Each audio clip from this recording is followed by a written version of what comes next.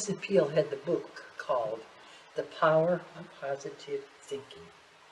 And I had picked it up, read it, and there were two things that really enticed me to research further, and that was when he said, you can have anything you want, provided you know what it is. See yourself as already having it. And those were three things that intrigued me. And I was, just a little happy homemaker, no education, high school education, period.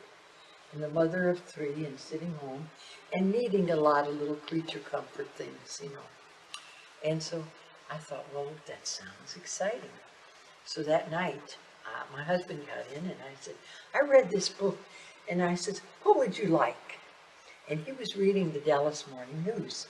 And he said, well, looky here, Coca-Cola has a contest. And you can win an outboard motor. All you have to do is write 25 words while you take Coca-Cola on outings. And I said, and then outboard motor. And then he went on and finished reading his paper. Well, I went into the bedroom, and he's won an outboard motor. So I sit there, and I thought, Coca-Cola on outings, a pad. And I thought, we don't even drink Cokes. That's going to be a tough one. But I saw him sitting in a boat with his motor, enjoying himself. And so I wrote, he liked to go fishing by himself on weekends because he had a very serious job. And he was always stretched out, and the kids were too young to take him fishing at that point.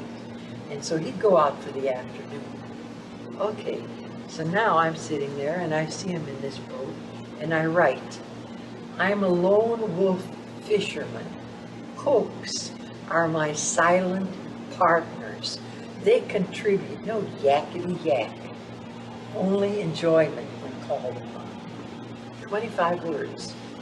Put it in an envelope, mailed it off, and actually said to him, I wonder how long it's going to take him to let us know we won. Now, that's positive thinking. I didn't know any better. I just knew I wrote that incident, he's got to win it.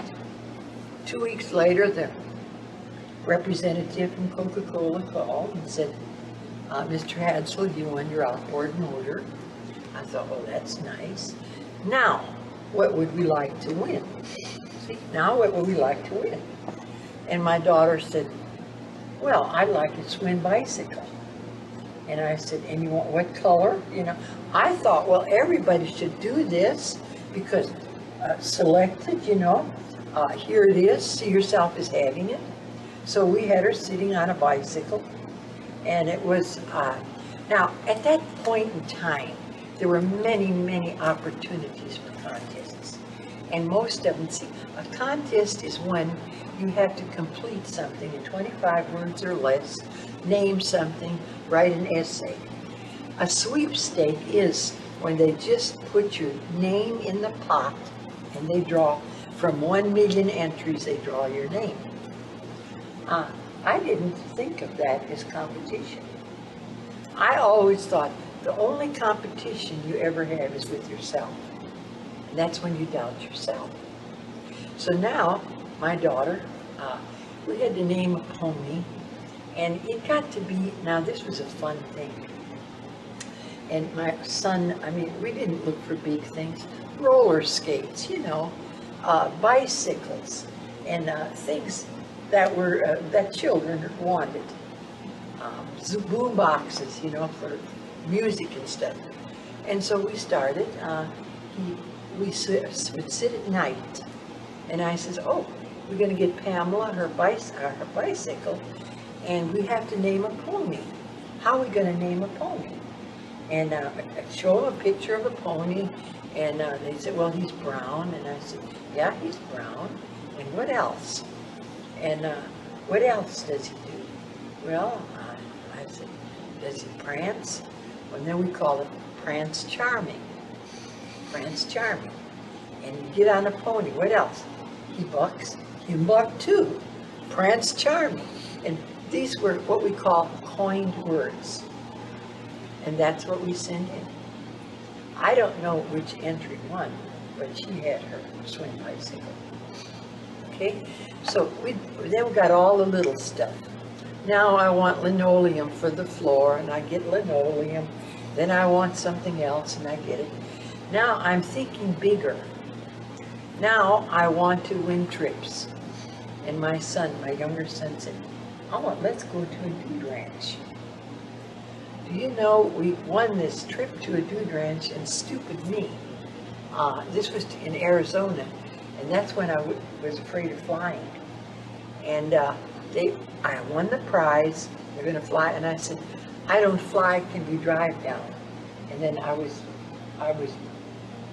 didn't get the prize, because you had to follow their rules. And so, he was very, very ticked about that. You have to learn to fly. You have to learn to fly. Well, now, the next thing I wanted, the children wanted to go to Disneyland. And that meant flying, too. And I thought, well, I'll just brave it out. Really and truly, I was stupid on that area. But at that time, I didn't know better. And so we get to, won this trip to Disneyland. We all get there. And it was a fabulous, fabulous trip. And later on, we did win a trip to Dude Ranch, and we did go to the Dude Ranch, and then we went a trip to the World's Fair, did go to the World's Fair, and one thing that was real funny, I was going to be 40 years old, and I had read that Paris is a city of light, love, and excitement, and I wanted to be on the 1st of January. I said, what are we going to do this year? And Pat said, well, I said, I want to be in Paris, France, sitting at a sidewalk cafe, drinking wine on my 40th birthday. And I started to enter contests, only contests that were offering trips. And there were many of them. There's a lot of trips, always a contest. Always 25 words or less. And I always used the same 25 words. I said, I'm a poop couple with 3 kiddos, and I'd like to go to Paris, France, to recapture the rapture of springtime ecstasy in my fat, 40 frustrated years. That's the only thing I wrote.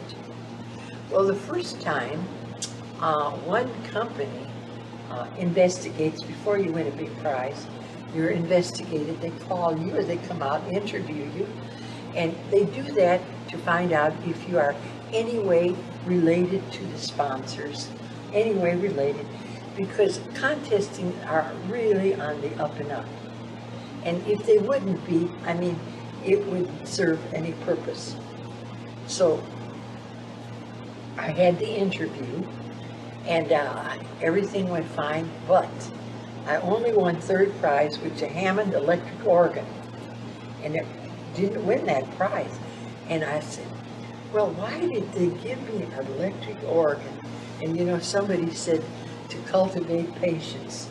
So I have this big electric Hammond organ, and here it is now. My birthday's the 1st of June, and here it is April already, and I still haven't had this trip now. We're going to have to plan this trip. We're going to be there drinking wine, and my husband even said, well, we have enough money. We'll go. I said, no, I want to win this with a trip.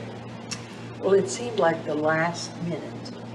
I send that entry off, and lo and behold, I got a phone call and said, Mr. Haadsel, I used his name and and my name, you won a trip to Venice, Italy.